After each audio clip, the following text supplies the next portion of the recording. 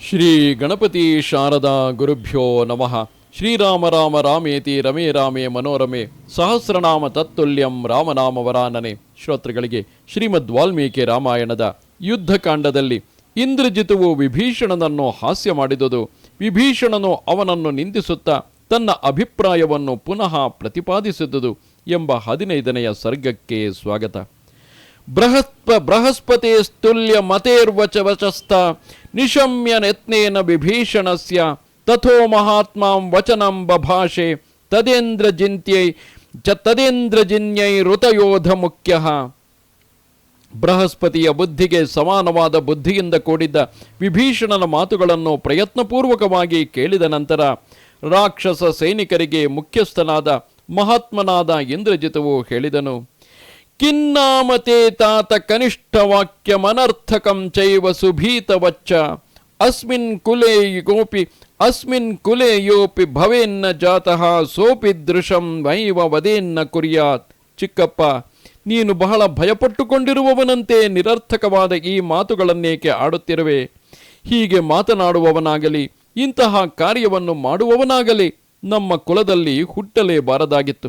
ತಂದೆಯೇ, ನಮ್ಮ ಈ ರಾಕ್ಷಸರ ವಂಶದಲ್ಲಿ ಈ ಚಿಕ್ಕಪ್ಪನೊಬ್ಬನೇ ಹೀಗೆ ಬಲ ವೀರ್ಯ ಪರಾಕ್ರಮಗಳಿಂದಲೂ ಧೈರ್ಯ ಶೌರ್ಯ ತೇಜಸ್ಸುಗಳಿಂದಲೂ ರಹಿತನಾಗಿದ್ದಾನೆ.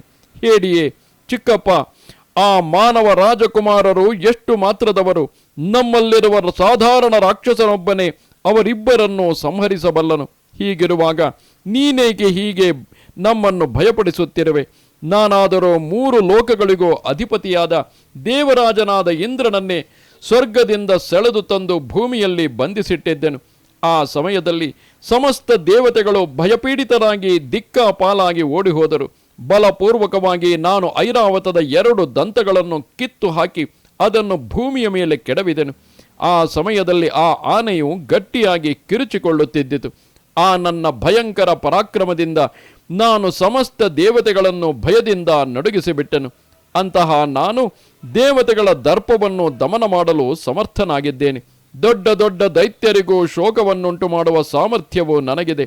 ಹೀಗಿರುವಾಗ ಒಳ್ಳೆಯ ವೀರ್ಯ ಪರಾಕ್ರಮವುಳ್ಳ ನಾನು ಮನುಷ್ಯ ಮಾತ್ರದವರಾದ ಸಾಮಾನ್ಯರಾದ ರಾಜಪುತ್ರರನ್ನು ಎದುರಿಸಲು ಹೇಗೆ ಶಕ್ತನಾಗುವುದಿಲ್ಲ? ಇಂದ್ರ ಸದೃಶನಾದ ಶತ್ರುಗಳಿಂದ ಎದುರಿಸಲು ಅಸಾಧ್ಯನಾದ ಮಹಾ ತೇಜಸ್ವಿಯಾದ ಇಂದ್ರಜಿತುವಿನ ಈ ಮಾತನ್ನು ಕೇಳಿ ಶಸ್ತ್ರಧಾರಿಗಳಲ್ಲಿ ಶ್ರೇಷ್ಠನಾದ ವಿಭೀಷಣನು ಮಹಾರ್ಥಯುಕ್ತವಾದ ಈ ಮಾತನ್ನು ಹೇಳಿದನು. ಮಗು, ನೀನಿನ್ನು ಬಾಲಕನು.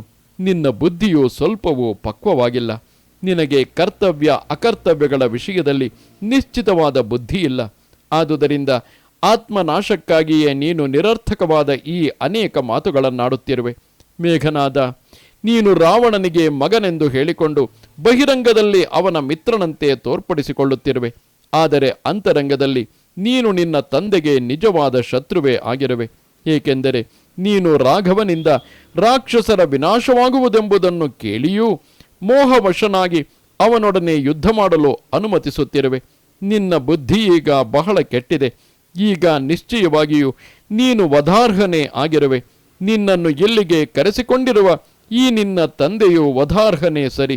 ಏಕೆಂದರೆ ಬಾಲಕನಾದ ಮತ್ತು ದುಸ್ಸಾಹಸಿಯಾಗಿರುವ ನಿನ್ನನ್ನು ಈ ಮಂತ್ರಾಲೋಚಕರ ಸಭೆಗೆ ನಿನ್ನ ತಂದೆಯು ಕರೆತಂದಿರುವನಲ್ಲವೇ? ಮೇಘನಾದ, ನೀನು ಅವಿವೇಕಿ. ನಿನ್ನ ಬುದ್ಧಿಯು ಪರಿಪಕ್ವವಾಗಿಲ್ಲ. ನಿನಗೆ ವಿನಯವೆಂಬುದೇ ಇಲ್ಲ. ನಿನ್ನ ಸ್ವಭಾವವು ಅತಿ ತೀಕ್ಷ್ಣವಾದುದು. ಅಲ್ಪ ಬುದ್ಧಿಯ ದುರಾತ್ಮನು ನೀನು, ಮೂರ್ಖನು, ದುರ್ಬುದ್ಧಿಯವನು. ಆದುದರಿಂದಲೇ ನೀನು ಹುಡುಗತನದ ಮಾತುಗಳನ್ನಾಡುತ್ತಿರುವೆ. ಯುದ್ಧದಲ್ಲಿ ರಾಮನಿಂದ ಶತ್ರುಗಳ ಸಮಕ್ಷದಲ್ಲಿ ಬಿಡಲ್ಪಡುವ ಬ್ರಹ್ಮದಂಡದಂತೆ ಪ್ರಕಾಶಮಾನವಾದ ಜ್ವಾಲೆಯಿಂದ ಕೂಡಿರುವ ಕಾಲನಂತೆಯೇ ರೂಪವುಳ್ಳ ಯಮದಂಡ ಸದೃಶವಾದ ಬಾಣಗಳನ್ನು ಯಾವನು ತಾನೇ ಸಹಿಸಿಕೊಳ್ಳುವನು?